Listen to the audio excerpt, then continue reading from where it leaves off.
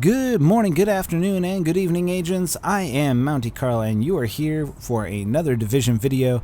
And if you're watching right now, you are obviously in need of some help getting ready for the incursions that are dropping this Tuesday. And what do you know? We have your help right here. We're going to get you as ready as possible, as at least what you can do in the next 2 days to get ready. And we'll show you how to do it in this video. Let's head on inside and get going.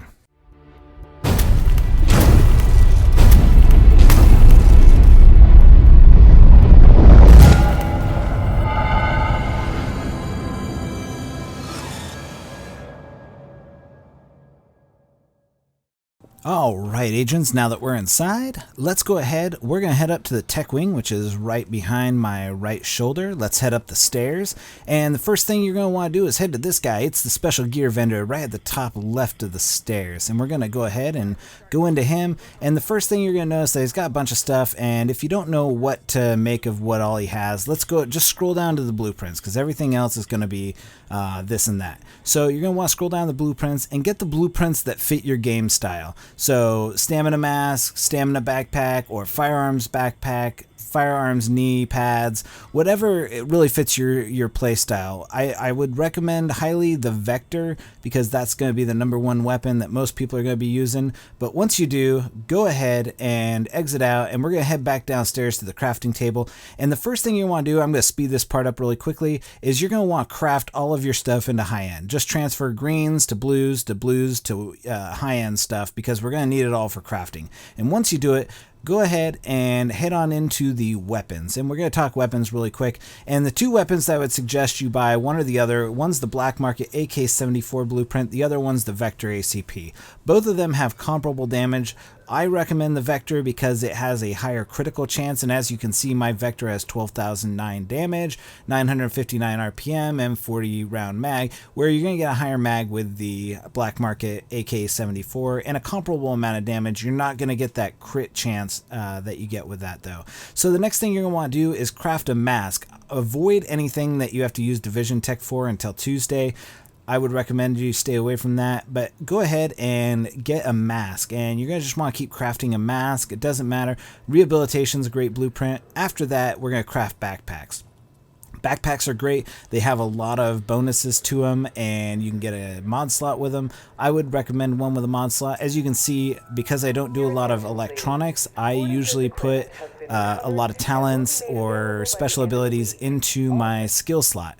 So the next thing is that you're going to want to do your pads, and pads have the most variable stats that you can do. So go ahead and spend some time just crafting knee pads, because those ones give you a great variety of stats, and just find one that really works for you and can get you, because right now we're just trying to get you to 31 and get you all of the high-end gear as fast as possible, and crafting it's going to be the best way. Most of the time the stuff you can craft is better than the stuff that drops out in the dark zone. Next, we're going to go ahead and you're going to look for mods for your weapons. So you want weapons mods. The extended magazine is the one that I would suggest. If you only have money for one, get that one. It'll increase your magazine size and the rate of fire for the most part. Next are gear mods. If you don't have any gear mods, I would highly recommend you buying some gear mods for this. They are definitely going to be worth your while when you put them on your backpack or your mask or something to that effect. Alright, now that we have established the things that we're going to go ahead and start off buying, I'm going to show you some of the things that I have on my person. Let's start off with the mask really quickly. Oh, we got a green in here. Let's really quickly disassemble that, because we don't need greens. We're only looking for high-end stuff. And so let's go ahead and show you, let's show you my tactical mask. And it's got rehabilitation on it, which isn't going to be as useful as it is, but it's got scavenging. And I went ahead and picked one that had 2 mod slots, so I could bump up my skill power and my stamina and firearms at the same time. Very beneficial to have 2 mod slots on your mask as opposed to something else, as you can put a performance mod in there or something that will really boost the stat that you need, as opposed to getting a random one. So let's go ahead and look at my knee pads. As you see, I carry 3 knee pads, and right now I am using the one that actually has the lowest armor, because it actually has some of the better critical aspects to it, but I also would use this one here because it boosts my DPS as well, but not by a huge amount. As you can see, 225 to 302 for my sidearm.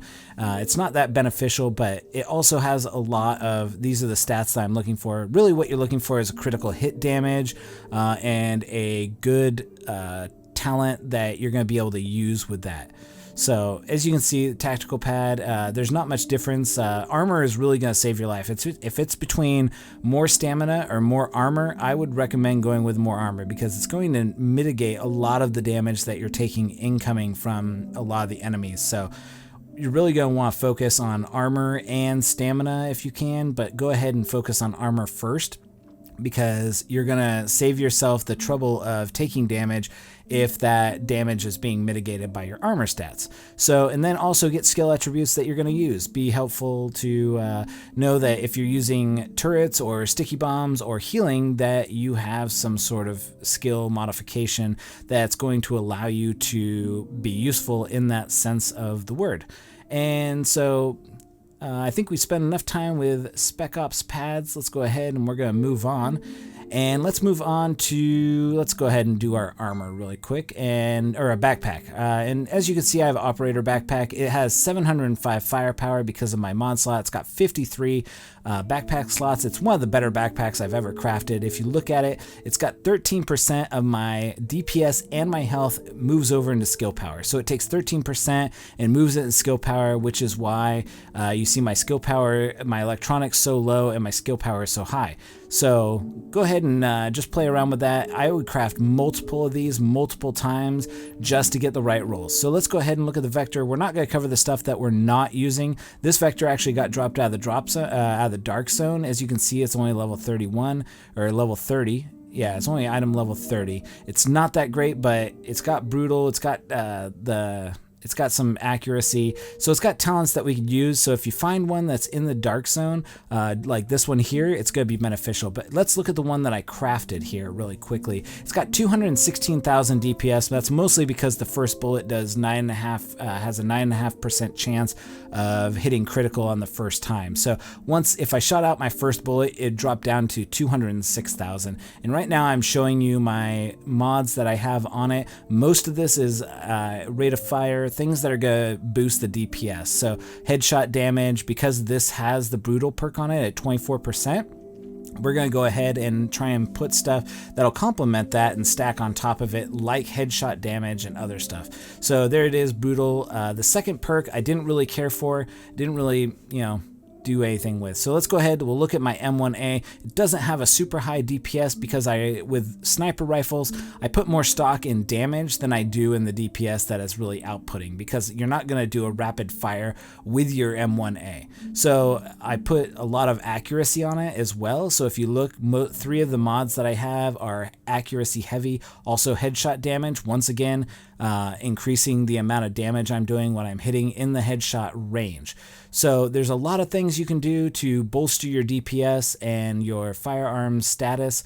These are some of them I would recommend. If you don't have a lot of Phoenix credits, go ahead and farm them in the Dark Zone or farm them off of other methods. So my time is up. Unfortunately, I hope this helped, and next time we'll come back and we'll hopefully be able to help you more with incursions. But that is my time. For Gun Brothers Gaming and The Division, I am Mountie Carl, signing off.